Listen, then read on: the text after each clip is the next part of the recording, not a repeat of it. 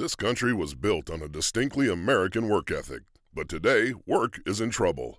We've outsourced most of our manufacturing to other countries, and with that, we sent away good jobs and diminished our capability to make things. American Giant is a clothing company that's pushing back against this tide. They make a variety of high-quality clothing and activewear, like sweatshirts, jeans, dresses, jackets, and so much more. All made right here in the USA, from growing the cotton and adding the final touches. So when you buy American Giant, you create jobs for seamsters, cutters, and factory workers in towns and cities across the United States. And it's about more than an income. Jobs bring pride, purpose. They stitch people together. If all that sounds good to you, visit American-Giant.com and get 20% off your first order when you use code STAPLE20 at checkout. That's 20% off your first order at American-Giant.com with promo code STAPLE20. Empire.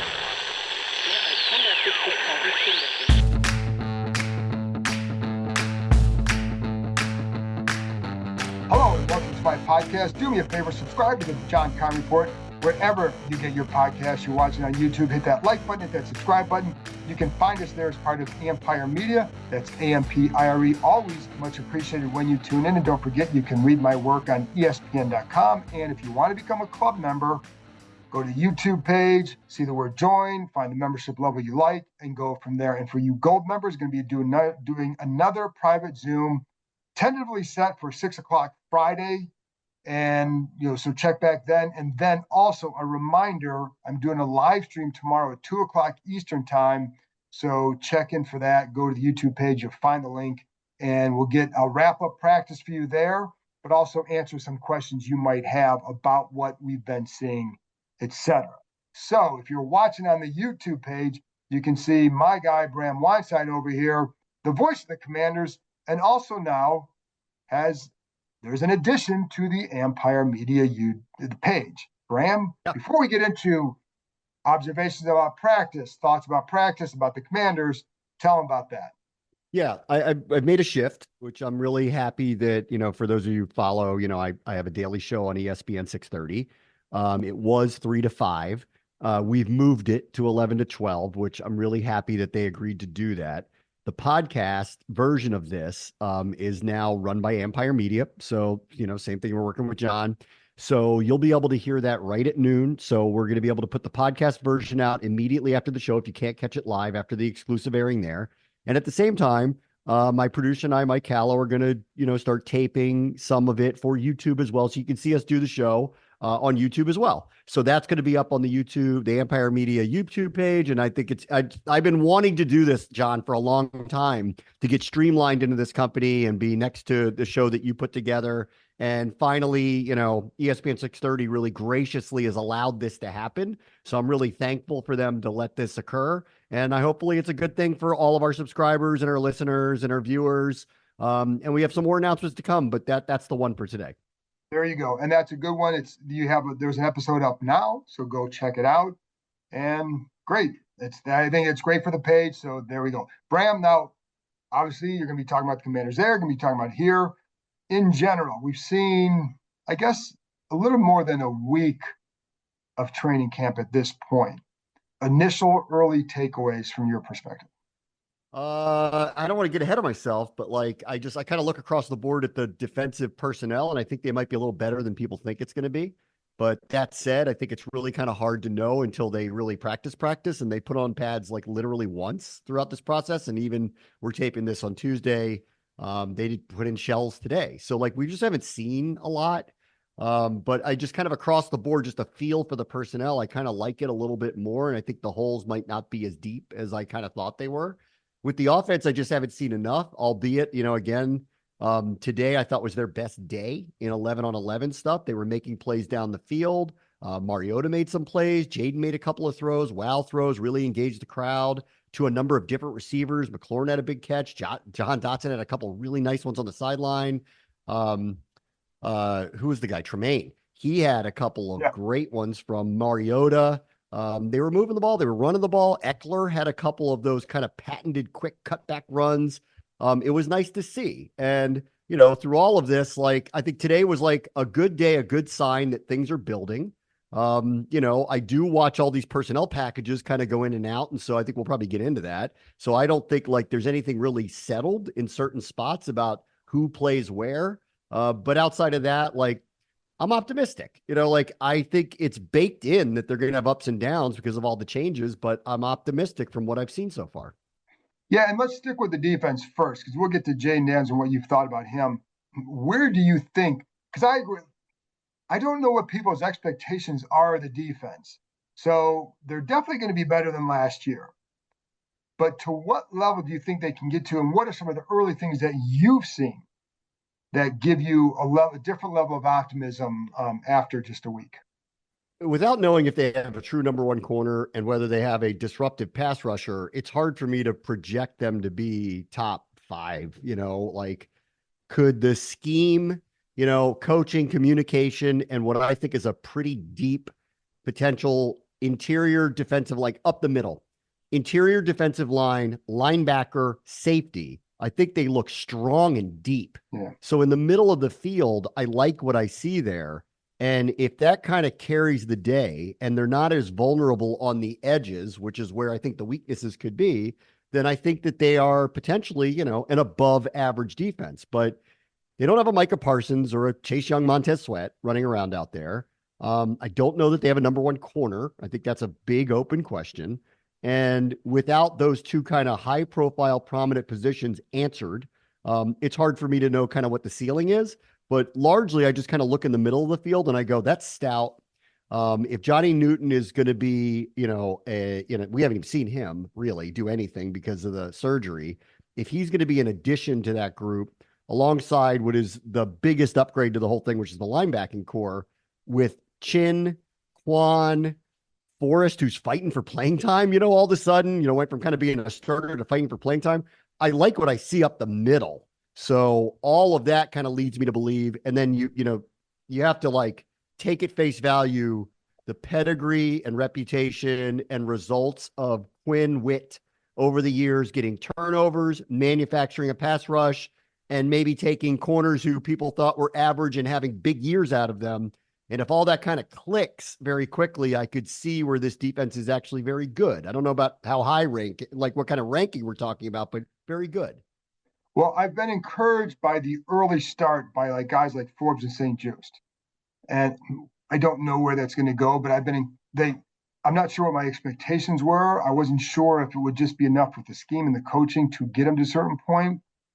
But I've been encouraged by the early beginning. So I think the joint practices will tell a lot. I like the safety position. I'm with you on that. I think that's going to be, to me, Bram, like that's going to be one of the tougher choices when we get to the 53-man cutdown. Or to the cut down to 53. There are going to be some really tough decisions, I think, at that position. Yeah, no doubt. I mean, they brought Jeremy Reeves back. Jeremy Reeves is an expert Pro Bowl special teamer. Is there a role here with Chin, Quan, Forrest? Dom Hampton was drafted. There's a couple others that are just kind of the young guys, and this happens every year. But there's a couple of them that are really standing out. Like this guy's really standing out. So, and, this is all fresh eyes on everybody. I kind of like that. They've baselined the roster. They've reset the roster. They've brought in a lot of people, very few promises given to most of the people that they brought in, a lot of short-term deals, a lot of not big money deals. They have their draft class and they have their free agents. And so, I think there could be some surprises. Honestly, I think there could be some surprises because we don't know. I'm not at the point now to know what they're thinking really about just about anybody. And that is one of those spots that's going to be very interesting. The linebacking core got revamped overnight. I think it's a strength of the team now. And there's going to be a couple, they got veterans now. They got veterans sitting behind Bobby Wagner and Frankie Luvu. They got guys who've been around the league like Pittman and Walker. Like these guys are legitimate NFL players, specifically as backups. I mean, they got some really interesting decisions to make on defense for sure. Corner too. Where does Jamin Davis fit in, you think? I don't know. They're clearly exclusively working him as an edge rusher, which is a need. But is he going to be more effective than Dante Fowler? No. Cleveland Farrell? No. Obviously, Dorrance Armstrong's a starter for them. So I really don't know the answer to that. And I think, in defense of him, Like, and Logan Paulson said this to me the other day, and I've been thinking about it ever since, because he said, when was the last time you saw somebody change a position to this degree and it succeed?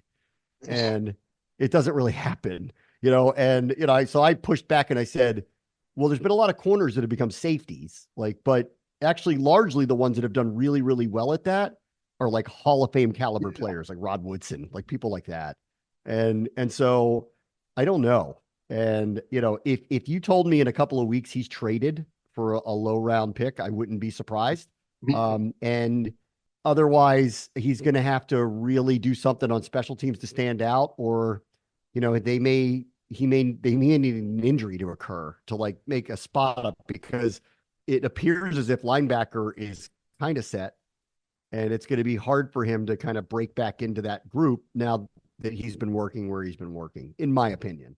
Yeah, no, and I'm with Logan, and I've talked about on here that it's a really hard transition to make. And just because you have size and speed and length doesn't mean you're now automatically a good pass rusher. There's a lot that these guys who excel at it, that they put into it over the years. So it's really a hard thing for him to do. So I'm with you that, watching guys like KJ Henry, Andre Jones, even, they're ahead of him in that area. And then you have Javonte Jean-Baptiste, who they like enough to draft. He's got good length. I don't know if he'll make the roster, but I think he's a guy worth keeping around to develop. So I don't know where he fits in that. I think it's a worthy gamble. And to be honest, if I'm them, hey, we brought in all these guys. You got, we brought in Wagner, we brought in Louvu, Pittman, Walker, and then you draft, and then they go out and draft McGee. And when I say we, I'm talking like them, not me. So you really bolster that linebacker core. Does he go back and fit there, or do they kind of feel like, hey, try him here, and if it doesn't work, then maybe you can get something from another team that wants a linebacker, because he can play linebacker. Yeah. I mean, it's not like he wasn't horrible. He has his strengths, he has his weaknesses. The one play, and he made a play today, Bram, and I talked about this on the podcast, but where it was a stunt, but he was able to use his speed on that, and you saw what he offers. But I think he's better as a stand-up linebacker, maybe in a blitz situation, go get the quarterback, right, rather than lining up on the edge, doing that. So, yeah, I think he's going to be a fascinating one to see what happens. And there may be a couple guys that they try to trade and get a couple more picks. You're not going to get a high pick, but maybe you get a couple more picks. No. And I don't know if they're going to do that. This is just, we're not speculating based on reporting. You're speculating based on logic and where does he fit, and will he fit? If he goes out and plays well the preseason, then you find a spot, and if not, maybe somebody else. You just have to start doing the numbers too. There's another one that I think needs to be discussed at some point. It's Jamison Crowder. Does he end up making the team? And it's only just based on numbers, but how many defensive linemen do they typically keep? 9? Is it 9 or 10? It's somewhere around 9. I think Quinn has typically kept 9, but Dallas kept crazy numbers, because they'd rejigger the roster within 2 days, and they'd have one quarterback and 10 guys here, and then they'd redo it. So, but I think it's going to be typically 9. But start at 9 and go, okay, John Allen, Deron Payne, I think Ridgeway, probably, Johnny Newton, obviously. That puts Fedarian Mathis in question here for this team. We'll have to see, but let's just say he makes it. Dorrance Armstrong, Cleveland Farrell, Dante Fowler, if you call him edge rush and put him into that group, that's 8, John. That's 8. You haven't named, you said KJ Henry, Andre Jones, who might be more established players at that position. We're out of numbers here. And I think that's why you look at it and you go, I don't know. And I feel for him a little bit, because the clock's ticking. He has to be able to show that he can be an impact player during a position change, and he's got 3 weeks to do it. So I think it's going to be tough. It's very tough, because then initially on the 53 that I did before camp, it was I included him as a linebacker just because it's going to be, and you could keep it. That was semantics, right? But you're going to you look at linebacker, and if you wanted to move him back there, you still have Wagner, Louvu. I don't know that you'd put Jordan McGee ahead of him, but they certainly like Jordan McGee quite a bit, and I think he can fill a role for them. Look how much Pittman's playing, the veteran Pittman. I mean, and Walker, right now I'd say that guy's going to make the team. Yeah, exactly. Walker might make the team. Those guys, they remember, the key is regime change, new regime brought in all those guys. Every single guy we just named, they brought in ahead of, and so it gives them an edge. And how do they see Davis? And so I think you're right. I think it's going to be a tough one. Will Jaden Daniels climb to the top of the NFC East? Will the Commanders zip past the competition? We'll have to wait until the season starts to see, but you can get a head start on the competition this summer at the Adventure Park at Sandy Spring. Named the #1 aerial adventure park in North America by USA Today, the country's largest ropes course and zipline park is now open 7 days a week. Located in the heart of Montgomery County, Maryland, the Adventure Park offers climbing, ziplining, axe throwing, food, and more. Experience adventure day or night with your family, or leave the kids at home for one of the exclusive Keep It Lit adult-only events. These summer date nights are perfect, featuring glow lights, music, fire pits, and endless adventure. With challenges anywhere from beginner to expert, there is something for all skill levels. Not looking to scramble through the trees? Keep your feet planted in the pocket and throw a perfect spiral at axe throwing. You can throw at traditional targets or play any number of interactive games. You can even upload your own image. Anytime you're thinking about reaching new heights, make sure you know before you go. The Adventure Park at Sandy Spring is the only ACCT accredited park in Maryland or Virginia. So there you have it, folks. The best climbing, ziplining, and axe throwing in the country right here in the DMV. Reserve your adventure today at www.theadventurepark.com/kind. Crowder will be interesting because so much of it depends on, obviously, the return skills, right? And they do like him as a leader in that room. But do they, right now, I don't know, do you trust Kaz Allen to be a returner at this point? I think he's got to show a lot to get there. But he is a guy that could he rise up and take that job? Jahan Dotson always works back there, but we have yet to see him in a game. So until they're willing to do that, but so I think that right now Crowder's and Dax Milne works back there, but we've seen that show. We know what he can do, but he offers some of the same stuff. This is a numbers thing too. Same thing. Just play the same game. Okay, they're going to, let's say 6 receivers. Okay. Cause let's say 6, cause that's a normal number here. Okay. Terry, Jahan, Luke McCaffrey is going to make the team. I think Zacchaeus is going to make the team. I think they brought him in. That's 4.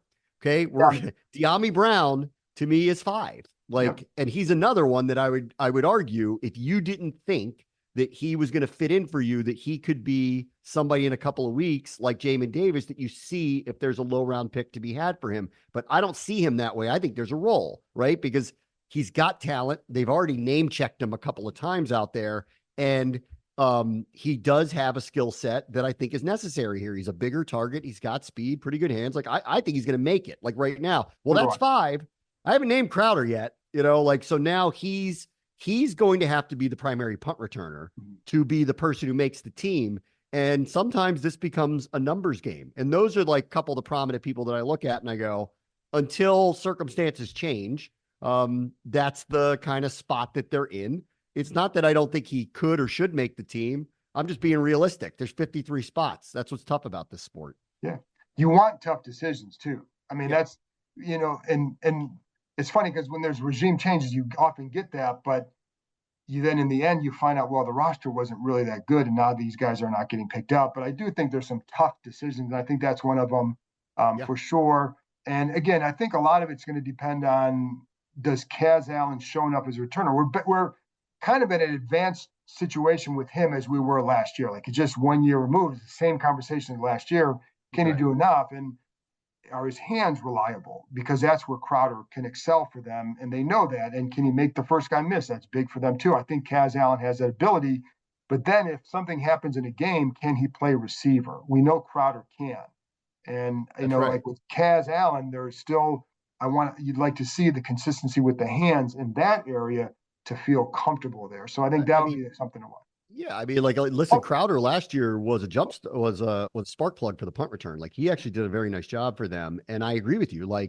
In terms of right now, if I were to guess who would have to, if they were put out there to play as a receiver, who'd be more of an impact player, it's Crowder. That isn't even in question. Do they think Allen is a potential difference-making returner? If they do, then I could see them going in that way. If it's all even, maybe Kaz Allen ends up on the practice squad again, and they give Crowder the opportunity to. So I could see that going either way. I think it's dire's not the word. I think it's less dire for Crowder than it is for Davis. But if you just do the numbers, it doesn't add up very well for Crowder, and he's right on the edge.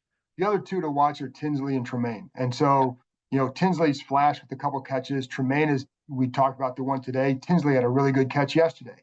I think, and I was watching them. I talked about this in the podcast that ran after practice Tuesday, but just watching them in some special teams drills, I think they both did a pretty good job there. And that's going to be a decider for them as well. So those are two others to watch who could sneak in there for sure. So, But yeah, so, we don't need to keep going into all the roster spots, but like other spots that maybe, I think running back becomes interesting. How many do they keep there? Yeah. I initially kept 4. I thought they'd keep 4, which is Robinson, Eckler, Rodriguez, and McNichols. But I don't know. They might. I could see them keeping 3 as well, because it depends on you keep 10 offensive linemen or not. And then if you keep 10, you're keeping 1 less at either tight end or running back. And tight end is Cole Turner going to do enough to warrant a spot? I don't know. The other thing at this point that I'm just trying to figure out, and I think because we saw this the last couple of days, was the purposeful juggling of the offensive line that was musical chairs to a degree I haven't seen in practice the last few days. So much so that Dan Quinn had to be asked twice about it. And I don't, me, I don't ask a lot of questions in the press conferences because I'd rather you guys do it, because as the voice of the team, I kind of stay away from taking that time away from you all. But it got to the point the other day where I'm like, can you just explain to me what I'm looking at? Because there were so many different players doing so many different things all in the same practice. It makes you wonder, are they all competing for all these different jobs, and who's secure outside of what appeared to be Cosmi and Biotish? And that's gotten a little more clarified over the last 24 hours, but that's the tackle spot is one to watch. And the corner spot, which has been less fluid than what the offensive line at least has shown in camp, I still think is a debate of who ends up playing more in the end, whether it's Forbes and St. Juste, who are getting the bulk of the first team reps, and whether Michael Davis ends up supplanting one of those two because they trust him more. I think that'll be something to watch here. Yeah, I want to see the corners. So like I said, I like the start they've shown, but I want to see it. How does it look after the joint practices? I think with offensive line, the when I was watching is I thought this yesterday too. When you're watching, Michael Dieter is a center, but you've got to be able to show you can play guard in a pinch. And Allegretti's a guard. He's going to start at left guard. I haven't seen anybody who's ready to supplant him, right? Yeah. So I don't think there's any question there, but it needed to be clarified, though, because he was one of them that kept moving around. Well, he moved around to center. He moved around to center one time, but I also think that I've seen coaches experiment like this over the years where it's you want to see in this situation, can you go do it, right? So I took it more as that. I think where the unsettled part in becomes the tackle positions. And I also think, like Bram too, I think there's, you want to see, again, what can Dieter offer here, right? What can Ricky Stromberg offer here? Yeah. That's an edge. And I also, because sometimes, you can't ask every single question we have, but I also wonder, how much are you preparing? You want to get used to guys, playing with different guys, because in a game that sometimes happens. Is that part of the strategy? I don't know. And, it's certainly, I think the one that raised the eyebrows to me more than anything has been tackle, right? Yes. More than that. They've been really rotating him. You brought up Stromberg. I'll just say this really quickly. He's another one I would watch very closely here. I mean, this is only his second year. He's a 3rd-round pick, but he's a 3rd-round pick of a previous regime, and he's not the backup center. That's not what's happening, at least in practice. So he's not even the backup center at this point. So we'll have to see how that one materializes and see what happens there. And with tackle, I'm surprised and not surprised how quickly Brandon Coleman's getting the level of run that he's getting. Yeah. And I'll tell you, if you watch today, you would have got the sense that he is the front runner to be the starter at left tackle. And we'll have to see. I think there's a relationship between Wiley and Cosmi that should not be undersold here. But, if Lucas ends up being the right tackle next to Cosmi, that wouldn't shock me. But I do think I'm more inclined to believe right now that it's Coleman versus Lucas for left tackle. Wiley stays at right until they tell me otherwise. But I do believe that all of this is up for debate at this point because I don't think anything's clarified yet. No, I agree. And, again, with Coleman, I think he's looked pretty good. Now, today, there are a couple of times where I saw him like, okay, you bent a little bit here. You got to get, but that happens, right? I mean, that's going to happen. So that's why I keep going back to these joint practices for some of those guys, because there's so much more to learn. And I think a lot more that you can determine from those practices that will be very, very beneficial to solidify these positions. Yeah. And this one coming up, the first one, if there was ever, there couldn't be a more perfect team to do some judgment with. Like, we really want to know what the corners are. Rodgers throwing the ball to Garrett Wilson and Mike Williams against them. I mean, that is going to be very telling. And on the offensive line, the Jets' defensive front is one of the best in football. So we're going to see a lot. Like, we are going to see a lot next week. The Dolphins, similarly, like, I want to see those corners have to do whatever drills they do with Tyreek Hill and Jalen Waddle. Let's see it. And Tua, because they're going to get a real test, because you're not going to get it in the preseason game. So we're going to get to know that. That front of the Jets, I think, is going to tell us a lot about who's where with this offensive line, honestly. Good point. And I think that's a great point. Because I can sit here and say I like what I've seen from Coleman, but we're not watching him against an elite pass rusher at this point. Right. So I think you want to see not just him, because you need that cohesion up front, and you need the, 5 working as one, right? And that's how an offensive line is. So it's not always going to be just about Brandon Coleman's always locked up. You can do things, you can play call can help, scheme can help, but at some point you got to just block. So I think we'll get a good feel for those guys, just like I remember way back in, was it 15, where Brandon Sheriff starts off at tackle, the Texans come to town, Brandon Sheriff gets shifted to guard a couple days later. So, that's where it's helpful to see all that. And that, I think that's why with Coleman, that position, but you're right. Like, it seems like Coleman has taken a few more reps at that spot ahead of Lucas. And again, you're trying to see what can Lucas do over here. And what about for Jaden Daniels? I think we haven't even gotten to him hard at this point, but early thoughts on him. I feel the same way that I felt in the spring. Like, he looks pretty good. I still haven't seen him, again, the training wheels have to come off. They got to put a uniform on, put a helmet on, and go full speed. And until they actually do that, it's really hard to really, really judge it. But there are just a few moments in these practices where he's thrown a few of these passes where you go, just inject that. Like, he's going to do some of these things in the games. It's going to, all the promise that we've talked about, it's visible in these certain moments. He's very smooth. He escapes a pocket. Again, he's not going to be tackled, and he knows that, but he escapes the pocket. It's very smooth. He had a couple of tight window throws to like Dotson on the sideline. He had one where he just back foot flicked one off of pressure that like hit McLaurin in stride 30 something yards down the field. This was one of those where I went, you do that in the game, you're heading to the Pro Bowl. Like, those are the moments. And so I'm seeing them, and it's great. And honestly, like, how about Mariota had a really, decent, good day. In general, like with him, and this is why I think, like, in the end, Jaden's going to be the starter whenever that happens.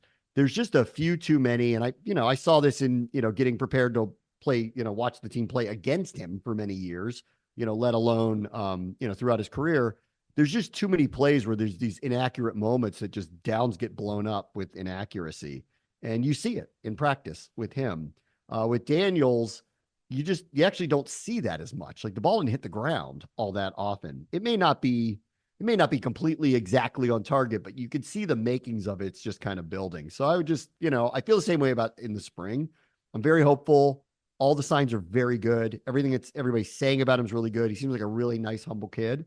And, let's see, call me in a month on that one. Like, I need to see him play somebody. Oh, we'll talk about him after the Jets game. Don't worry about that. Oh yeah. But yeah, but you're right. Like, and he's shown nothing to suggest anything that I shouldn't feel the same way. If that, I don't know if that's even a good sentence and grammatically correct or whatever. In other words, I agree You with and you. I are careful. Like Yes. we don't want to we're not hot take jump to conclusions No. people. But I will say he's looked good. Yeah. And you know, in the same way I would have told you in Sam Howell's rookie year, he didn't, you know, like, Right. He didn't. yeah. And I will say, like, in talking to the coaches, there are times that even they'll say, yeah, you know, on some plays, there's a completion, and we look at it and say, oh, he completed this pass. They look at it and say, that was the wrong read, or your footwork was a little bit off. And so they're going to look at the details, because the details will clearly, we know that he's going to be starting at some point, whether it's in a week, 2 weeks, 3 weeks, whatever. But the details of that position will determine how well he plays when he gets in there. So you want to make sure you focus on that before you get there. And that's what they're doing.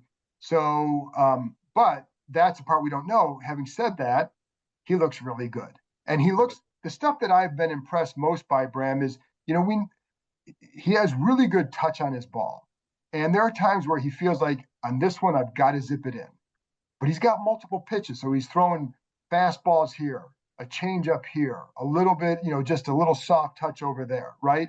So I think, like, I like that part of him. He doesn't always feel like he's got to throw a 90-mile-an-hour fastball on every throw, because there were some quarterbacks in this draft, that's what they did.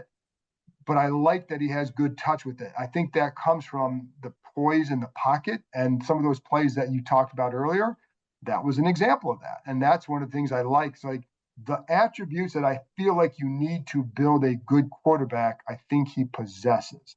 Now you just have to go do it. Yeah, you have to go see it. And like, you know, like when I watch him in practice, I like his decision making. It seems like it's really ahead of the curve.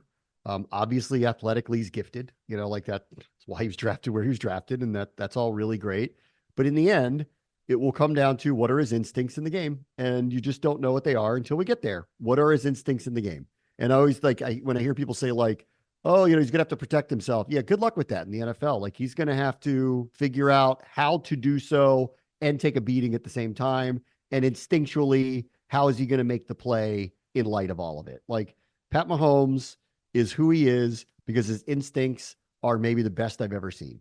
Like, and so like, let's see what happens when he gets out there. That's why I'm just so cautious to say anything other than I think it's off to a good start. Yeah. I'm hearing the right things. I'm seeing the right things. I know what kind of athlete he is. I know what kind of promise he brings.